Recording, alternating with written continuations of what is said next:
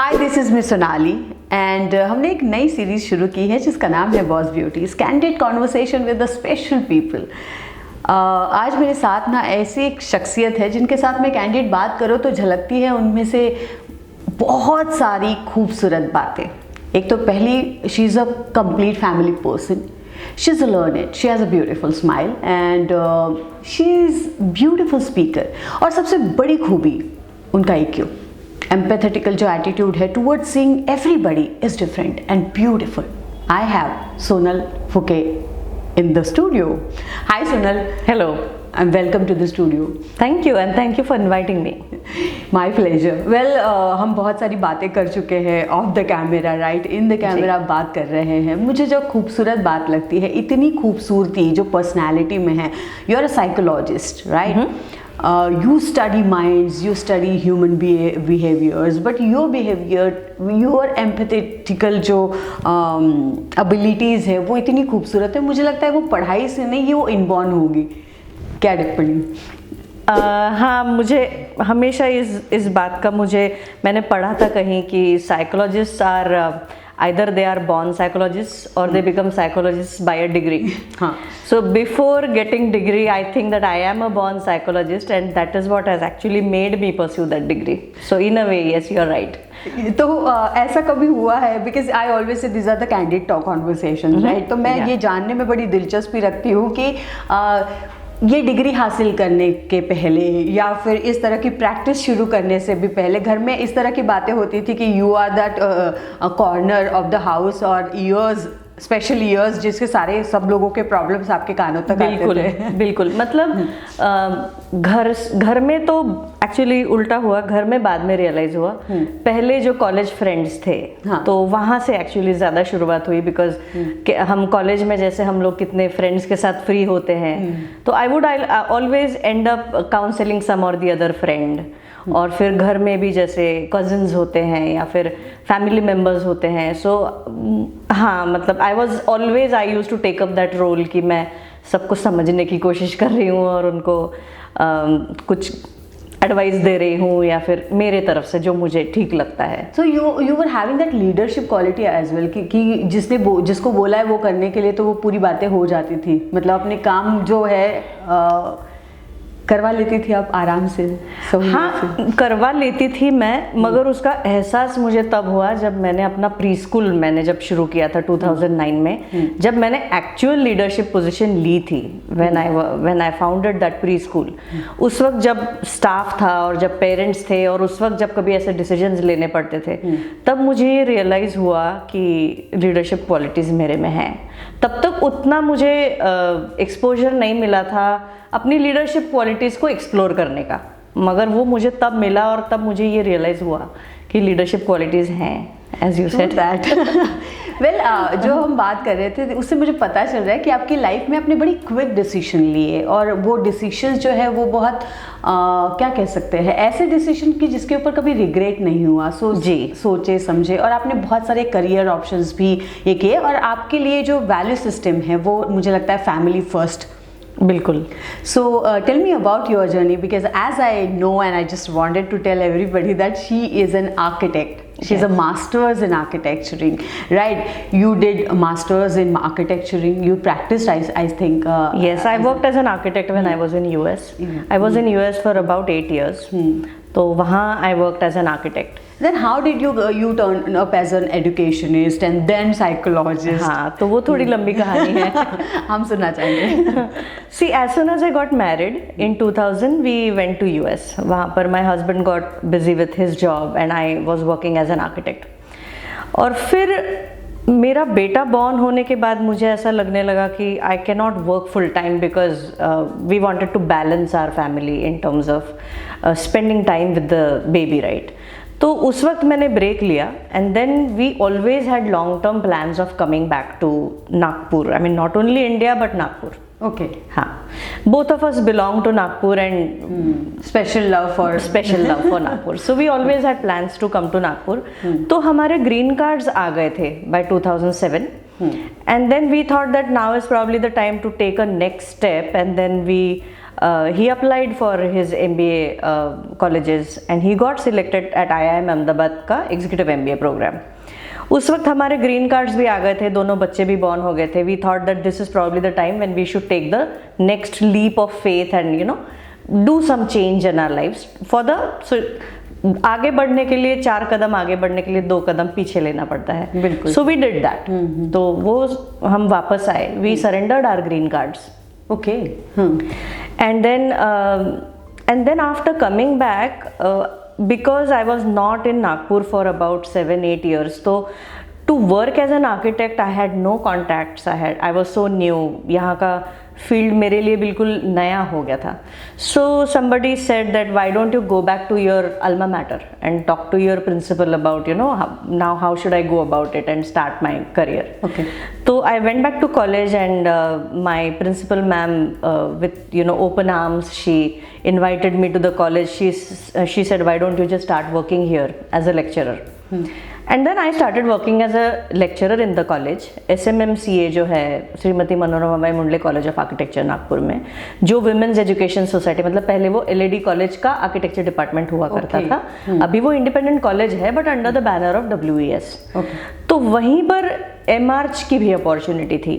उस वक्त my mother in law insisted that why don't you start doing your masters in architecture, because that's again a beautiful story that your mom-in-law at that yeah. I think it's way back in it's way back in 2007. Okay. My younger one was very small. He was not even a year old.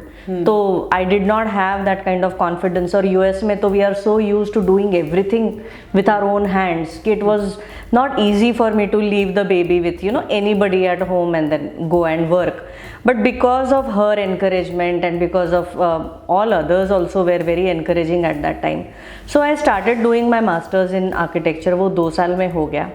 And then I said that I am not going out of Nagpur, and eventually my husband, he started his own company, IT company. Okay. And it is a multinational IT company, but he works mostly from Nagpur. I think. And then you started your own school, right? हाँ, तो उस वक्त ऐसा हुआ कि again we were at a decision point. That again my husband said that if you want, you can do something on your own rather than actually spending morning till evening in the college, doing the same job, doing the same thing. तुम bore हो जाओगी कुछ सालों बाद. मैं तो अपने corporate world में बिजी हो जाऊंगा और तुम्हारे लाइफ में बहुत वेराइटी उस वक्त रहेगी नहीं. I will not be able to communicate with you in terms of what problems I am facing in my business and my work. So why don't you start something on your own? Let's do something together. Wow. And that is when Toddler Creed, Nagpur's state of the art preschool, nursery, daycare and child development center came up. Wow. And that's a child development center. Yeah. It was a beautiful term you use. Yeah, because it was not just a preschool, but it was a place where children can come in and through playing and through different activities. Because I had come from US, it was a very new concept at that time. Right. In Nagpur. So in Nagpur at that time, daycare centers were they were not very friendly places. Daycares had a stigma attached to it. Right. कि कोई घर में है नहीं देखने के लिए तो डे केयर में डालना पड़ेगा was the language that was being used at that time.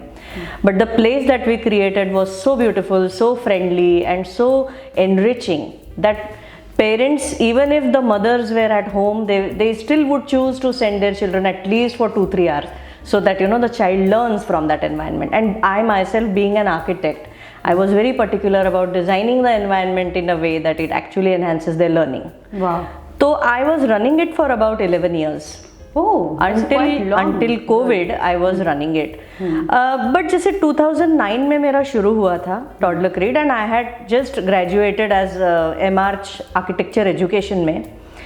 तो मुझे ऐसा लगा कि to understand children even better, to understand the parents better, to understand what are the behavioral issues that happen with children and how to handle them, मुझे बहुत जल्दी ये realise हुआ कि मुझे इसमें बैकग्राउंड तैयार करना बहुत ज़रूरी है. And psychology always attracted me to learn new things about it and know more about it.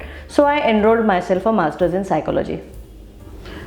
क्या नया पाया जब पढ़ाई की? बिकॉज हम लोग आम तौर पर इतनी बातें बोलते हैं. Now the psychology word is very very normal common words and everybody using this word, but when you studied this word, entire things, you have taken a formal training and education in this field. What did you find which is very different after study? Actually psychology ये term हमारे इतने day to day use की चीज़ है कि मैं तो ये चीज़ believe करती हूँ कि आप कोई भी प्रोफेशन में हो, एक साइकोलॉजी का कोर्स आपको होना चाहिए. बिल्कुल. क्योंकि साइकोलॉजी जब आप सीखते हैं देन यू रियलाइज और then you understand that human behaviour is amazing and biases होते हैं, आपके अलग अलग पर्सपेक्टिव्स कैसे होते हैं, ये सब आप सीखते हैं through the different theories that the course offers. तो सोशल साइकोलॉजी कैसी होती है, मॉब साइकोलॉजी कैसी होती है, मतलब ये जीरियाट्रिक साइकोलॉजी कैसी होती है, मतलब जो एजिंग लोग जो होते हैं. अच्छा. तो चाइल्ड साइकोलॉजी कैसी होती है, मतलब this you get to learn formally. Life span psychology is another beautiful, कि जब when the baby is an infant तब से लेकर until the child becomes a 13-year-old, तो वो कैसे डेवलप होता है ब्रेन. इंटरेस्टिंग. मतलब जब आप बात कर रही हो तो ये मुझे इतनी इंटरेस्टिंग, मतलब कितनी मज़ेदार बात है ना कि आप खुद के बारे में ही पढ़ रहे हैं. इन अ वे आपका ह्यूमन माइंड ब्रेन किस तरह से काम कर रहा है, आप किस तरह से बिहेव कर रहे हैं, किस तरह से आप कौन सी सिचुएशन में किस तरह से बिहेव करेंगे. बहुत सारे और भी आपने एस्पेक्ट्स बताए ही है कि तो एक चीज़ जो आपको साइकोलॉजी में पढ़ी जो आपके ज़िंदगी में बतौर साइकोलॉजिस्ट तो यूज़ होती हैं जब लोगों को आप काउंसलिंग करते हैं वो सारी चीज़ों में, लेकिन आपके ज़िंदगी में जो एड ऑन हुई उससे आप बेहतर इंसान बने, बेहतर समझने में बहुत एक्चुअली ये बहुत लंबी लिस्ट है कि क्या चेंजेस पर्सनली मुझे आए, but I am glad you asked this question because it has definitely helped me become a better person in the sense I look at my emotional instability जब कभी होती है तो I can look at it in a very objective manner. Right. I become emotionally stable very quickly because of the knowledge of psychology that I have. It is easier for me to understand the other person's perspective because I am trained to do that. Right. I'm going to take an advantage of this interview and I would really want to make understand all the women, because women, as a woman, I feel that I am facing a lot of problems, right? And so as others. जब शादी के पहले और शादी के बाद अमूमन एक रिसर्च भी है, महिलाओं के साइकोलॉजी में काफ़ी डिफरेंसेस पाए जाते हैं, उनमें बहुत बदलाव आता है. एडजस्टमेंट्स, जनरली ये चीज़ें बड़ी पहले कॉमन हुआ करती थी कि एडजस्टमेंट और compromise is the key to have a good relationship. लेकिन अब हम बट ऑब्वियस है हमारा एजुकेशन बेहतर हो रहा है, फिनेंशियल इंडिपेंडेंस अच्छा हो रहा है, तो इससे कोई चीज़ जैसे फैमिली जो व्यवस्था है, जो घरों की जो व्यवस्थाएं हैं वो बदल रही हैं, राइट. तो इसमें ना साइकोलॉजी ऑफ द हाउसेस भी, होम जिसे कहते हैं, वो बदल रहा है, हमारी जो संस्कृति और संस्कार है वो बदल रहे हैं. तो इसमें मेरा सवाल ये है कि पहले तो शादी होने वाली है बच्ची की, तो उसे क्या चीज़ें as a psychologist you feel which will be in the benefit of the house and the society ultimately. क्या पढ़ाना चाहिए लड़कियों को जब शादी, बताना क्या चाहिए? बहुत अच्छा सवाल पूछा है आपने, क्योंकि ये बात सही है that people think differently now. People feel that because now they are financially independent, they feel that they should not be adjusting too much, they should not be compromising too much. लेकिन if you look it through the lens of psychology, ये समझना बहुत ज़रूरी है कि सबके perspectives अलग होते हैं घर में. आप जो घर की साइकोलॉजी जो आप बोल रहे हैं, it's a very nice term. जितने भी लोग हैं घर में, वो इन लॉज हो सकते हैं, वो बच्चे हो सकते हैं, वो कोई भी हो सकता है, कपल हो सकता है, तो उनकी अपनी अपनी साइकोलॉजी है खुद की. तो वो साइकोलॉजी उनकी ऐसे बनी है कि जिस तरह से उनका ब्रिंगिंग अप हुआ है, जिस तरीके से उनके एक्सपीरियंसेस आए हैं, जिस तरीके से वो स्टूडेंट रहे हैं, जिस तरीके से वो अपना काम कर रहे हैं, उनको जो बाहर के एक्सपीरियंसेस आए हैं, वो सबके हिसाब से और वो सब के इन्फ्लुएंस की वजह से उनकी एक पर्टिकुलर साइकोलॉजी बनी है. So when a young girl enters into a house, she should understand that their perspective is going to be different from her perspective. और ऐसे सिचुएशन में अगर आपको वो एडजस्टमेंट करना पड़ रहा है तो करना चाहिए.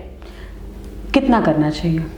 अभी it all depends on the situation, क्योंकि कितना करना चाहिए ये बताना भी मुश्किल है. हाँ. क्योंकि बट द बिगिनिंग जो होता है, जो स्टार्ट होता है, जो ओपन, जो हम ऐसे कोरी पार्टी जिसको बोलते हैं, हाँ. तो वैसे आना चाहिए. कभी कभी ऐसा हो जाता है कि काफी स्टीरियोटाइपिंग हो जाता है. राइट. और बहुत सारा बैगेज आप बहुत पुराने घर से लेकर आते हैं. कैसे होता है कि ये बताया जाता है कभी कभी कि एक स्टीरियोटाइपिंग होता है कि एक मदर इन लॉ ऐसे ही होती है, एक डॉटर इन लॉ आपका घर तोड़ने के लिए ही आई है. हाँ, मतलब एक तो हिंदी फिल्मों में आपको दिमाग खराब करके थोड़ा सा सीरियल्स ने एकता कपूर के और तो वो थोड़ा सा मतलब अपने खुद के एक्सपीरियंसेस को ओपन रहना चाहिए, ऐसा मुझे लगता है. मैं और एक सवाल पूछना चाहती हूँ क्योंकि साइकोलॉजी मुझे बड़ा इंटरेस्ट क्रिएट करता है मेरे अंदर. और मैं अक्सर मुझे अक्सर लगता है ऐसा कि जब कुंडलियाँ मिलाई जाती है तो क्यों ना साइकोलॉजिकल टेस्ट होने चाहिए शादी करने से पहले. आपकी क्या विशेष टिप्पणी? You will be glad to know that I myself have developed a personality assessment, B sorted comprehensive assessment. उसमें कुछ it's an online test और उसका एक मोबाइल पे एक लिंक भेजती हूँ मैं, and then you have to solve those 165 questions और आपका पूरा पर्सनालिटी रिपोर्ट उसमें आता है. ये कुंडली का जो आपने बोला, I think this would be probably more effective than that, because it gives you a very detailed and comprehensive analysis of how you feel, how you think, how is your behavioural pattern. ये 3 चीज़ें तो हैं ही. इसके अलावा और भी बहुत चीज़ें वो पर्सनालिटी असेसमेंट से आती है कि आपका कोर मोटिवेशन क्या है, आपका कोर बिलीफ सिस्टम कैसा है और आपके कोर फियर्स क्या हैं. सो ये जब हम दोनों के, जैसे कपल में दोनों के जब हम ये टेस्ट करते हैं तो आपको बहुत ही इनसाइडर व्यू मिलता है सामने वाले के पर्सनालिटी का. और जब ये आपको मिलता है देन जो गेसवर्क होता है कि मैंने ऐसे बोला तो तुमको कैसे लगेगा, अभी मैंने कैसे रिस्पॉन्ड करना चाहिए, मैंने ये तुमको पूछना चाहिए कि नहीं पूछना चाहिए, ये जो गेसवर्क होता है कपल्स में, वो गेसवर्क ऑलमोस्ट खत्म हो जाता है. सो it is amazing. I would highly recommend that even you take it. I will surely. But आपको क्या लगता है ये सिस्टम अभी बिल्कुल ये कर देनी चाहिए, शुरू कर देनी चाहिए? बिल्कुल कर देनी चाहिए. तो मुझे लगता है जो इन लोगों को भी शादी करनी है उन लोगों को भी सॉर्टेड रहना चाहिए अपनी लाइफ में. बिल्कुल. कुंडली पहले मिलाने से पहले अपनी कुंडलियाँ मिला लो in terms of psychology, right? मतलब साइकोलॉजी असेसमेंट टेस्ट आप जरूर करो. मुझे लगता है सिर्फ दूल्हा दुल्हन की नहीं, सास और बहू की भी करा लो. Absolutely. we do it for the families also. Right. हाँ, in fact मैंने किए हैं. मेरी एक friend who is in Australia, so her son is a 20-year-old and he is very introverted. He doesn't speak much. So when I did this test for her, she got very impressed. I mean really impressed reading the report. वो बोली कि बहुत सारी चीज़ें हैं जो मुझे खुद के बारे में थोड़ा आइडिया था मगर इतना ऐसा with certainty ये चीज़ मुझे मालूम नहीं थी. But it's like looking at a mirror and seeing yourself. So can you please do it for my son because I don't know what for me he is like a black box. मुझे समझ में नहीं आता कि क्या चल रहा है उसके दिमाग में. And then I actually did it for him. And then वो जो उसकी वजह से जो उनके इंटरेक्शन में जो easy approach हो जाता है कि if he is not expressing something then why is he not expressing. ये जो लोगों का जो why होता है ना, वो एक बार आपको अगर पता चल गया तो then life becomes very easy. Right. So आपके पर्सनल मंत्रास क्या है लाइफ को इजी रखने के? Be sorted. Right. लेकिन complication because this is all about the womanhood, right? This channel is all about talking about the women issues, celebrating the womanhood, right? And also taking the responsibility to empower the women. So I just wanted to empower them with this conversation. 60 इनमें अपने tantrums होते हैं, right? Behavioural changes आते हैं, hormonal changes आते हैं, वैसे ही 30 plus में भी आते हैं। तो ऐसे सिचुएशन में जो हार्मोनल चेंजेस है बेसिकली आपके बिहेवियरल चेंजेस के साथ साइकोलॉजी में भी बहुत सारे डिफरेंसेस मैंने खुद ऑब्जर्व करे हैं। सिचुएशन में आपको किस तरह से रिएक्ट करना है वो आपको बहुत बार समझता नहीं है। ऐसे सिचुएशन में क्या करना चाहिए? कैसा है कि it all starts with a thought. Okay, एक थॉट आता है अपने दिमाग में, कोई भी चीज़ को लेके आ सकता है, and because of this upheaval of hormones at different stages of our lives, particularly in women, तो ये हार्मोनल चेंजेस की वजह से और बहुत सारे सर्कमस्टेंशियल चीज़ों की वजह से, अपने बॉडीली चेंजेस की वजह से काफ़ी बार हमको एंग्जाइटी हो जाती है। डिप्रेशन विमेन को ज़्यादा होता है क्योंकि वो इमोशनैलिटी थोड़ी ज़्यादा होती है उनमें। तो एक थॉट हमेशा पहला, that is always the starting point. और एक जब थॉट आता है तब उसके साथ साथ एक फीलिंग भी अटैच होके आता है, और ये थॉट और फीलिंग साथ में मिलके हमको कोई एक पर्टिकुलर बिहेवियर करने को लगाते हैं। तो इसको बोलते हैं ट्रायड ऑफ कॉग्निशन। मतलब थ्रू आउट द डे जब हम मतलब जाग रहे हैं and we are doing something, we are into this cycle of thinking, feeling and behaviour, action. True that. अगर कोई थॉट हमको डिस्टर्ब कर रहा है, उसकी वजह से हमको सैड फीलिंग्स आ रहे हैं या वी फील वेरी हेल्पलेस और ऐसा कुछ अगर हो रहा है, so the first recommendation is that you change your behavior. How to change the behavior? जैसे फॉर एग्जाम्पल अगर आप एक जगह बैठे हो और अगर आपको ऐसा लग रहा है कि आज मैं बहुत डाउन हूँ, आज मुझे कुछ भी नहीं करना है, so I would say that you know just get up and go for a walk. Okay. That is it's a very small change, but just get up and change your behavior. Maybe dress up nicely, because as soon as you do that, you start a new thought cycle. Right. जैसे आप, इसके लिए मुझे सबसे अच्छा example लगता है laughter clubs जो होते हैं मॉर्निंग में। Right. So just imagine these laughter clubs, all these people they come together and you know they just raise their hands and they start laughing. Even they imagine something silly and then they start laughing, right? नहीं, उनका वो protocol होता है। Right. मतलब I think they have a, see I have never been to one, but जो मैंने observe किया है, I had been to many. Oh really? Yeah. So then you probably you know better than me. उनका एक routine होता है। So ऐसा अगर जैसे फॉर एग्जाम्पल ऐसा हुआ कि I am a part of the laughter club, लेकिन आज मेरा मूड बिल्कुल ठीक नहीं है, आज मेरी बिल्कुल इच्छा नहीं है कहीं जाने की, बट अपने आप को ये बताना चाहिए कि मेरी अगर इच्छा नहीं है जाने की, it doesn't mean that I should not go, I should still go because it is a part of my routine, and by doing that I am actually changing my behaviour. See thoughts come automatically. या आप बिल्कुल सही कह रही है कि thought जो है वही आपके पूरे जीवन का चक्र घुमाती है। बिल्कुल। और लाफ्टर क्लब का जो एग्जांपल दिया ना आपने, तो लाफ्टर क्लब में generally fake it to make it वाला है, करेक्ट हिसाब है, fake it till you make it. हाँ राइट। सो वहाँ पर आप लस्सी घुमा रहे हैं, आप मतलब एनीथिंग जो भी उसको लीड करता हो रहा है। यहाँ पर किशोर थुटेजा जी जनरली ये लाफ्टर क्लब चलाते हैं जापानीज गार्डन वगैरह में, तो they had a great fun. Initially हो सकता है कि मूड सही नहीं होने की वजह से you mechanically you raise your hands and you mechanically make sounds of laughter, लेकिन आप ये ज्यादा देर तक मैकेनिकली नहीं कर सकते। राइट। तीसरे राउंड में तो आपको हंसी आनी ही और है। दूसरी बार ये बड़ा ही जो खुशी है ना, वो उतना संसर्गजन्य रोग है। मुझे लगता है किसी को खुश और हंसते हुए आप देखेंगे तो आप अपनी हंसी रोक नहीं पाएंगे। अगर मैं भी यहाँ पर अगर बेवजह हंसना शुरू करूँ तो आप भी हंसना रोक नहीं पाएंगे। बिल्कुल।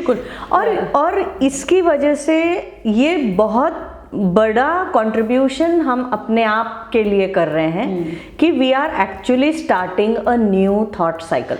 मैं फिर से एक और बहुत ही सीरियस सवाल पूछना चाहती हूँ। अब ये डिप्रेशन की जो टर्म है बड़ी कॉमन सी हो गई है, लेकिन वाकई में जो लोग सफ़र कर रहे हैं ऐसे सिचुएशन में डिप्रेशन है, ये कैसे पहचाना जाए? हाँ, वो बहुत ज़रूरी है इसका अवेयरनेस होना, because depression is real and it is but you can get out of it with some awareness. So उसमें होप बहुत अच्छी है। लेकिन पहले तो ये भी पता नहीं है कि डिप्रेशन है कि नहीं, तो वो कैसे जज करें? तो सी उसमें कुछ वार्निंग साइंस होते हैं। If you are feeling sad most of the time during the day, most of the days during the week, and most of the weeks during the month okay, for about 6 months. अच्छा, ऐसा नहीं कि मुझे आज बहुत sad लग रहा है तो मैं डिप्रेशन में हूँ, वो गलत है, वो गलत है. अगर आपको अधिकतर टाइम के लिए आपको सैड लग रहा है, during most of the time during the day you are feeling perennially, you are feeling sad most of the days in the week, 4 दिन 5 दिन आपको सैड लग रहा है, 6 दिन सैड लग रहा है, और महीने में 3-3 4-4 हफ्ते, मतलब, और फिर ऐसा 6 महीने तक अगर चल रहा है तो वो क्लिनिकली, और फिर उसके क्वेश्चनायर्स भी होते हैं जिससे आपका वो, मतलब आपका जो स्केल है कि आपको कितना डिप्रेशन है, साइकोलॉजिस्ट के पास वो स्केल्स होते हैं कि actually you can evaluate the level of depression that person is having. लेकिन खुद के नॉलेज के लिए अगर आपको ये जानना है कि आपको डिप्रेशन है कि नहीं, तो आप थोड़ा सा ये चेक रखो कि मुझे, पहली बात तो मेरा खाना पीना कैसे चल रहा है. Either I am overeating or I am absolutely not eating, मतलब इंटरेस्ट ही नहीं है खाने में. दूसरा, मेरी हॉबीज बिल्कुल, जो चीज़ मुझे बहुत अच्छा, जैसे music for example, I love music, I find a chance to listen to good music, but now I don't feel like listening to music. Okay, I don't feel like drawing, I don't feel like painting. जो मेरी hobbies थी, वो hobbies मुझे अभी कोई interest नहीं है pursue करने में. मुझे किसी से बात करने की इच्छा नहीं है, मुझे किसी से मिलना जुलना नहीं है. या तो मुझे बहुत ज़्यादा सो रही हूँ मैं, या तो मुझे इंसोम्निया हो गया कि मुझे नींद ही नहीं आ रही है. ओहो, ये जो चेंजेस होते हैं, इसको हमको ऑब्जर्व करना चाहिए कि ये कितने ड्यूरेशन के लिए हो रहा है. That duration is very important. Okay, तो ये कंटिन्यूअसली अगर 6 months तक हो रहा है और मैक्सिमम टाइम हो रहा है, तो मतलब आपको you definitely need help. But Sonali, मुझे ऐसा लगता है कि उतने तक के लिए रुकना नहीं चाहिए. मुझे ऐसा लगता है कि आपको अगर इमोशनली अनस्टेबल लग रहा है, अगर आपको बहुत इमोशनैलिटी लग रही है, वल्नरेबल लग रहा है, बहुत मुझे हेल्पलेस लग रहा है, मुझे बहुत I am feeling very depressed about different things, तो मुझे लगता है कि उसी वक्त साइकोलॉजिस्ट को कंसल्ट करना चाहिए. और उसी वक्त अपना जो माइंडसेट है, अपना जो एटीट्यूड है, उसको ठीक ठाक कर लेना चाहिए. और वो कर सकते हैं. और अभी तो सोसाइटी में ये इतना अच्छा चेंज आया है कि people are actually hiring coaches, जो कोचेस होते हैं. You have so many online resources available. There are people who can telephonically actually guide you. और छोटी छोटी चीज़ों से अगर आपका माइंडसेट चेंज होता है, अगर आप अपने इमोशनल स्टेबिलिटी के तरफ आते हैं, and if you keep yourself, एक बहुत अच्छी टर्म मुझे लगता है कि मैंने ही कॉइन की है, मैंने कहीं सुनी नहीं है, but I feel that everybody should be emotionally up to date. वाह वाह, अगर आप उस पे काम करते रहे, ये बहुत बड़ी बात बोली सोनल आपने जो सुना. So what's we always think about our clothes, exactly, our accessories, our makeup kit, everything, but that's a beautiful term you coined, that is emotionally up to date रहना. So I think this is a beautiful, and this is the need for every woman out there, every person for that matter. और वो achievable है. ये मैंने personally notice किया. इसके लिए क्या करना चाहिए? इसके लिए जैसे आप वर्कआउट करते हैं अपने फिजिकल बॉडी के लिए, आप वर्कआउट करते हैं, हेल्दी रहने के लिए वर्कआउट करते हैं, आप इंटेलेक्चुअल डेवलपमेंट के लिए आप पढ़ाई करते हैं, आप डिग्रीज लेते हैं, आप प्रोफेशनली सक्सेसफुल होने के लिए, पैसे कमाने के लिए बहुत सारी चीज़ें करते हैं. बट हम इतना अपने मेंटल हेल्थ को इतना हम इम्पोर्टेंस नहीं देते. हम उसको थोड़ा साइड में ही रख देते हैं, ये सोच के कि वो तो मूड्स ऊपर नीचे होते रहते हैं. बट मुझे ऐसा लगता है कि physical health and mental health absolutely go hand in hand. अगर मेंटली अगर आप थोड़ा सा अनस्टेबल फील कर रहे हो, तो फिजिकली आप अच्छा नहीं फील करते. और जिस दिन आप बीमार हो जाते हो, उस दिन तो मेंटली हम कितना वीक हो जाते हैं. मतलब हमको बहुत रोना ही आ जाता है, बहुत अननेसेसरी, या हमको बहुत बुरा लगता है किसी बात का, और we can not explain ourselves कि ऐसा क्यों हो रहा है. तो उस वक्त हमको अपने आप को उसमें से बाहर निकालना चाहिए, उस पर काम करना चाहिए, और उसके लिए बहुत कुछ नहीं करना पड़ता है. You can start with a little bit of deep breathing exercises. आप मेडिटेशन कर सकते हैं, आप माइंडफुलनेस का प्रैक्टिस कर सकते हैं, आप ये जो पॉजिटिव थॉट साइकिल्स आप शुरू कर सकते हैं, और हैप्पीनेस क्रिएट करने के लिए तो इतनी चीजें अभी हैं, because ultimately they are all, ये एक हो जाता है मालूम, जब हम साइकोलॉजिस्ट बन जाते हैं तब you look everything like in the terms of happiness is what it is, release of chemicals in the brain.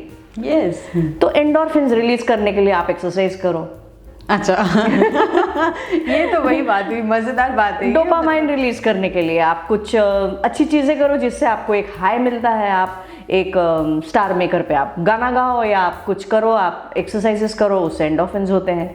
और आपको अगर एक ऑक्सीटोसिन रिलीज करना है तो आप किसी का ख्याल रखो। अच्छा, ये किस लिए होता है ऑक्सीटोसिन जो होता है, जो आप अगर आपके पास पेट है, आप उसको कडल कर रहे हैं, you are giving a big hug to your children, अगर आप किसी को कडल कर रहे हैं तो your body releases chemicals, your brain releases chemicals which is oxytocin.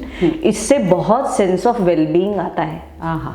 अगर आपके पास पेट्स हैं तो ये छोटी छोटी चीज़ें करने से, जैसे सेरोटोनिन है, तो अगर आप फ्रेश हेल्दी वेजिटेबल्स आप अगर खाते हो, अगर आप फ्रेश फूड खाते हो, न्यूट्रिशियस फूड खाते हो, तो उससे ये चीज़ें रिलीज होती हैं। मेडिटेशन करने से ऑक्सीटोसिन रिलीज होता है और एंडोर्फिन्स रिलीज होते हैं मेडिटेशन करने से। तो meditation is not only for making giving you peace of mind, brain ही चलते फिरते केमिकल लैब। Absolutely absolutely. तो अगर इतनी सारी चीज़ें हमारे कंट्रोल में हैं जो हम इजीली कर सकते हैं और उससे एक सेंस ऑफ वेलबींग अगर हमको आता है तो करना चाहिए। बिल्कुल, लेकिन उसके लिए तो जानकारी भी होनी चाहिए। Thank you so very much for giving so much information around it, I have many questions for you, but अभी मुझे लगता है वक्त का तकाजा ऐसा है कि मुझे थोड़ा सा जल्दी जल्दी रैप अप करना पड़ेगा। कोई बात नहीं। But I just wanted to ask, because you are a global citizen, you had green card of Washington, America as well. Nagpur में आप वापस आना चाहती थी, नागपुर में आप पली बढ़ी हैं, बट ऑब्वियस आपने इंडिया और बहुत सारे देशों में भ्रमण किया ही होगा। क्या लगता है द वुमेन थॉट प्रोसेस और उनकी जो सोचने के तरीके हैं इन यूएस और the progressed countries and India in the as a progressive country, क्या लगता है किस तरह का डिफरेंसेस है? डिफरेंस ऐसा है कि सोसाइटल प्रेशर इंडिया में बहुत ज़्यादा होता है। अच्छा, सबसे बड़ा रोग क्या कहेंगे लोग जी, वो बहुत ज़्यादा होता है। और जो चीज़ें हैप्पीली एक ग्रैटिट्यूड के साथ जो चीज़ें लेनी चाहिए, कि अगर मेरी बहू मेरा ख्याल रख रही है तो उसके लिए जो ग्रैटिट्यूड लगना चाहिए, तो यहाँ पे अप्रोच ये होता है कि ये तो उसका काम ही है। हाँ। Whereas in western countries में अगर कोई बहू अपने सास का ख्याल रख रही है तो वो बहुत बड़ी बात हो जाती है कि ये तो बहुत ही अमेजिंग बहू है, क्योंकि ये ऐसे तो बहुएं करती नहीं है। बट ये एक्सपेक्टेशन हमारे इंडियन सोसाइटी में है, तो वो एक अच्छी बात भी है। हाँ। अगर उसको प्रपोर्शनेटली रखा, अगर उसको इन प्रपोर्शन अगर उसको रखा तो इट इज़ अ ब्लेसिंग। मगर सोसाइटल प्रेशर कभी कभी इतना ज़्यादा हो जाता है, and maybe that is one of the reasons why people don't want to come back. Right, why don't people want to come back? Maybe one of the reasons, not the only your reason. purpose of life that you came back from America? हम जब we were very well settled in US because my husband had a very good job. We had bought a house there and we were very happy. We were in the best of our days, like we were very young when we were there. But we always had these questions कि जब हमारे बच्चे बड़े होंगे तो वो क्या हमारे जैसे बनेंगे?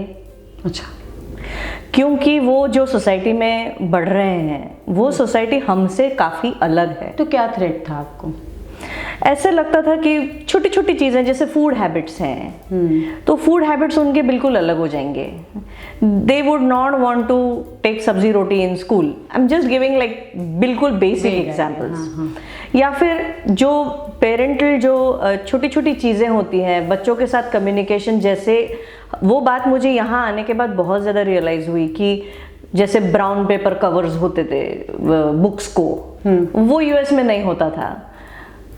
या फिर यहाँ पे जैसे रेनी सीजन में हम जो करते थे, वहाँ पर ऐसे रेनी सीजन नाम की चीज़ ही नहीं होती। अच्छा, तो मतलब क्या इस तरह से मैं लूँ कि जो नॉस्टैल्जिक या फिर क्या इसे मेमोरीज क्रिएट करने वाली जो सारी चीजें हैं जिसमें मतलब रिलेशनशिप बॉन्डिंग ज्यादा बढ़ती है। करेक्ट। अभी अगर हम अपनी किताबों की और बचपन की बातें याद करें, क्योंकि किताबों का जिक्र किया आपने, तो वो एक एंटायर प्रोसेस होता था जिसमें फैमिली पूरी लग जाती थी कि बुक्स को कवर करना है, यू नो, तो वो पेरेंट्स अभी जैसे फॉर एग्जांपल पिकनिक पे जब हम जाते थे बचपन में, तो हमारी मम्मी हमको कैसे अलग से टिफिन बना के देती थी, या फिर इस तरह की जो बहुत ही छोटी छोटी चीजें हैं, बट ये छोटी छोटी चीजें ही तो अपना लाइफ बनाती हैं। राइट। मुझे लगता है इन शॉर्ट आप ये कहना चाहती है कि जो इंडियन वैल्यू सिस्टम है, वो वैल्यू सिस्टम है, रिलेशंस है, we wanted them to be raised in a joint family environment, because हमारे अलावा भी उनको केयर करने वाले लोग हों। एग्जैक्टली। और उनको शेयरिंग की आदत हो, उनमें कभी लोनलीनेस नहीं आना चाहिए, and we are very grateful and we feel blessed that we could provide that. So we never ever thought that, you know, our children are facing any kind of loneliness, because they are always surrounded by people. Exactly. And loving people. Unconditional love देने वाले जो दादा दादी होते हैं, cousins होते हैं, मामा मामी होते हैं, सब तरह के लोग होते हैं आजू बाजू में जो शॉक एब्जॉर्बर्स की तरह काम करते हैं। तो वो इंडियन सोसाइटी का इतना अच्छा जो हमारे पास ऑलरेडी एग्जिस्टिंग है, तो एक वो रीज़न तो था वापस आने का। ऐसे लॉन्ग टर्म हम अपने आप को कभी विजुअलाइज नहीं कर पाते थे वहाँ पर, इसकी वजह से। और दूसरा रीज़न ये था कि हम इस बात को लेके कभी कंफर्टेबल नहीं हुए कि हमारे पेरेंट्स का क्या होगा आगे जाके, मतलब उनका भी ओल्ड एज अभी आएगा, उनको हमारी ज़रूरत पड़ेगी। मतलब जो मैंने कहा, family comes first, family comes first. और दूसरी इम्पॉर्टेंट बात इसमें यह है कि we had already decided and we talked about it when we came back, that we will never think that we are coming back for children and we are coming back for parents, because if we do that, then we will have our own bundle of expectations from them. So if we are coming back, we are coming because we want to provide them this culture. It is because we want this for our parents. तो हम हमारे ही लिए आ रहे हैं, ये burden लेके नहीं जाएंगे कि हम किसी के लिए, इसके लिए जा रहे हैं, उसके लिए, क्योंकि उससे ना फिर वो बहुत अपना डिमांड्स और अपने एक्सपेक्टेशंस इतने ज़्यादा हो जाते हैं कि फिर वो एक्सपेक्टेशंस अगर पूरे नहीं हुए तो फिर then we become very unhappy, and that is not fair. Right, but what makes you happy personally? What are your hobby? मुझे ऐसा लगता है कि every person gets their you know, share of happiness, if you really look at it in that way. It is all about आपको क्या खुश करता है पर्सनली? मतलब कौन सी चीज़ें करने से आपको बड़ी खुशी और डोपामाइन रिलीज होता है? मुझे लगता है जो कनेक्ट होता है ह्यूमन बींग्स में, जो कनेक्ट मैं घर में फील करती हूँ, हर एक, पहले तो खुद के साथ और बच्चों के साथ, हस्बैंड के साथ, पेरेंट्स के साथ, इन लॉज के साथ, मेरा सबसे जो वन ऑन वन कनेक्ट जो मेरा है, जिसकी वजह से मुझे हमेशा ही बहुत एम्पावर्ड लगता है। So that feeling of being really empowered from all directions, I think that is what makes me the happiest. Wow, this is a closing statement. Thank you. I think this empowerment, entire process of empowering yourself is connecting with others as a human being. बिल्कुल. And I think you are the best example for that. You came in Voice Villa. You have really spoken so beautifully on different aspects of the, you know, your life, your experience, and as a psychologist, you really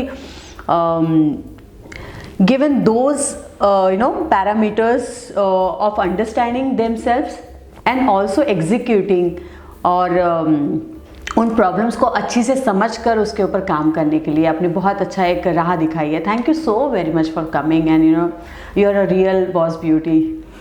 Thank you for inviting me. I'm honored. Yeah, thank you so very much. Thank you.